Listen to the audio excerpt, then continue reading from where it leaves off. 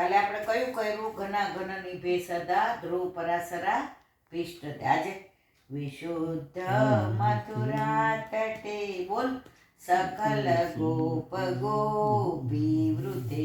હવે જો વિશુદ્ધ મથુરા તટે યમુનાજી બિરાજે છે. જ્યાં યમુનાજી બિરાજે બધું વિશુદ્ધ હોય, શુદ્ધ હોય, ત્યાં ક્યાંય કશું ખોટું ખરાબ હોય નહીં.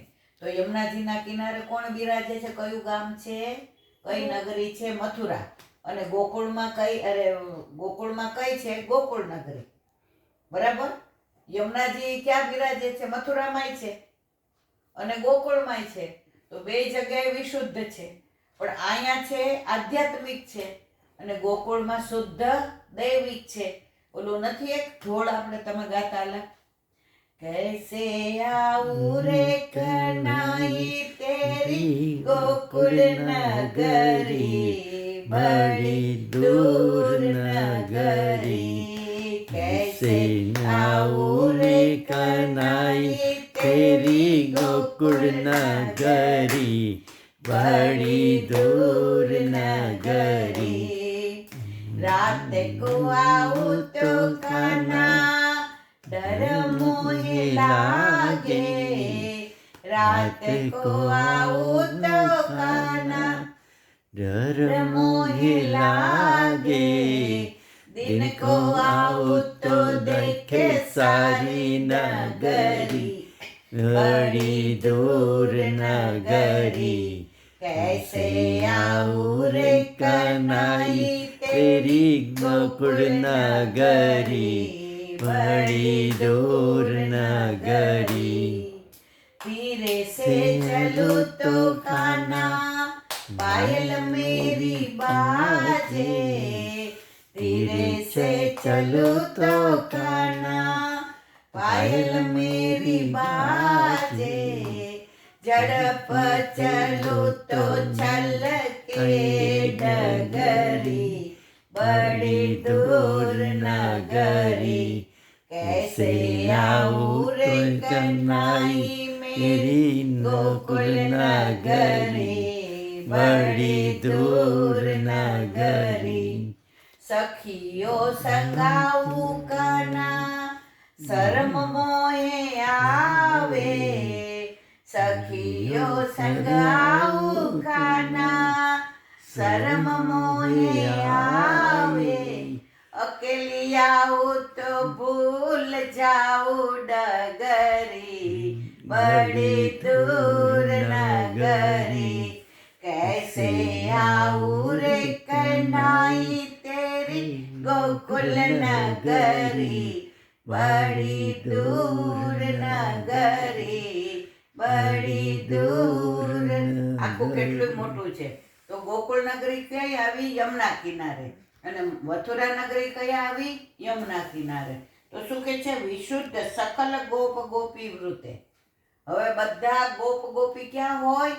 મથુરા. બરાબર. હવે વલ્લભ ક્યાં છે? તને ખબર છે? ગોકુળમાં ઠકરાણી ઘાટે.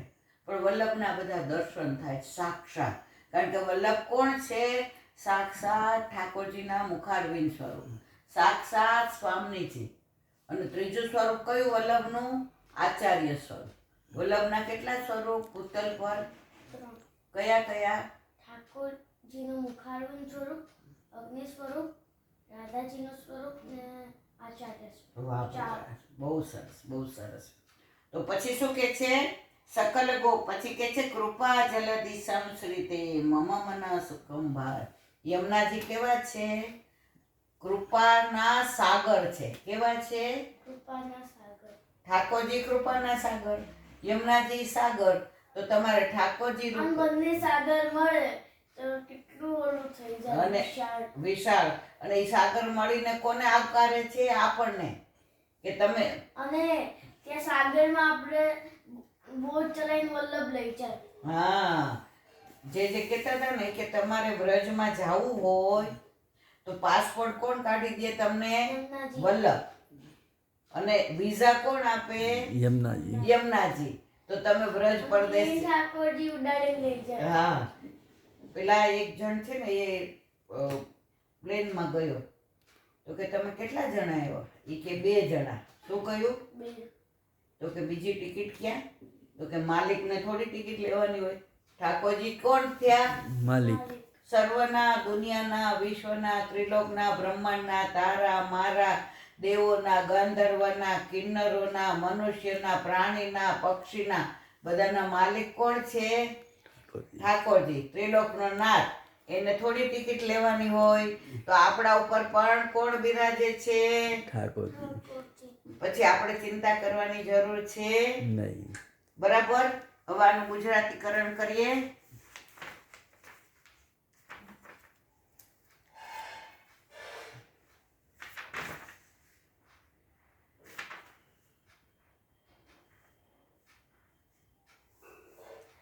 વિવેચન. આ શ્લોકમાં ષડધર્મયુગ સપ્તમ ધર્મનું નિરૂપણ હોવાથી તે દર્શાવવા 7 વિશેષણો છે. આમાં કેટલા વિશેષણો છે? 7. તેમાં ભગવાનના વિશેષણોને યોજતા સપ્તમી વિભક્તિથી અર્થ કરવો અને યમુનાજીના વિશેષણોને યોજતા સંબંધનો અર્થ લેવો. શ્રી ઠાકોરજી અસંખ્ય ગુણો વડે અલંકૃત છે. ઠાકોરજીમાં કેટલા બધા ગુણો છે? ગણ્યા ગણાય નહીં, વીણ્યા વીણાય નહીં. તો રાસોત્સવ આદિમાં અનંત રૂપ ધરવાવાળા ભગવાનના ગુણો વડે છે યમુનાજી. હવે જો આપણે પરમ દિવસે પ્રસંગ કયો તો તને યાદ છે કે ઠાકોરજી જે રાસલીલા કરી એમાં જેટલી ગોપીઓ હતા ને એટલા રૂપ ધારણ કર્યા. તું નહોતો મને લાગે છે. હા, તો યમુના જેટલી ગોપીઓ આવી રાસ કરવા, બધી સુંદર 16 શણગાર સજીને આવી. તો ઘરેથી નીકળતી હતી તો બધીને શું થાય? પ્રભુ એકલા મારી સાથે જોઈ, બીજા કોઈ સાથે નહીં. મને જ એકલાને રાસ કરાવડાવે, થાપ મને આપે, રાસ મારી સાથે કરે, મને ચુંબન કરે, મારે ભુજ એમના બાહુ મારા ભુજ અહીંયા મૂકે, મારા મસ્તક ઉપર મૂકે, એમના ચરણ અહીં ધરે, રંભન કરે, પરિરંભન અરે આલિંગન કરે, ચુંબન, બધું પ્રભુ માર. તો પ્રભુ સમજી ગયા કે આ ગોપીનો ભાવ આવો છે તો એવું સ્વરૂપ ધારણ કર્યું. હવે આ ગોપીનો ભાવ એનાથી જુદો છે તેવું હવે બધી ગોપીની બાજુમાં એક એક ઠાકોરજીનું સ્વરૂપ. છતાંય ઓલી દરેક ગોપીને એમ થાય કે આ કોઈ ગોપી પાસે ઠાકોરજી નથી, મારી પાસે જ છે. કારણ કે કોઈનું ધ્યાન એવું નહોતું કે આની પાસે શું ને, મને મારા પ્રભુ મળી ગયા ને. એટલે જેના જો દરેકને આપણને ઠાકોરજી મળી ગયા છે, બરાબર. તો આપણે કોઈની દેખાદેખી ઈર્ષા કરવા, આણે આમ કર્યું, આણે આમ કર્યું, આણે આમ કર્યું. જે એક પ્રસંગ કીધો તો તમને યાદ હોય તો આપણે ગયા હતા. હા,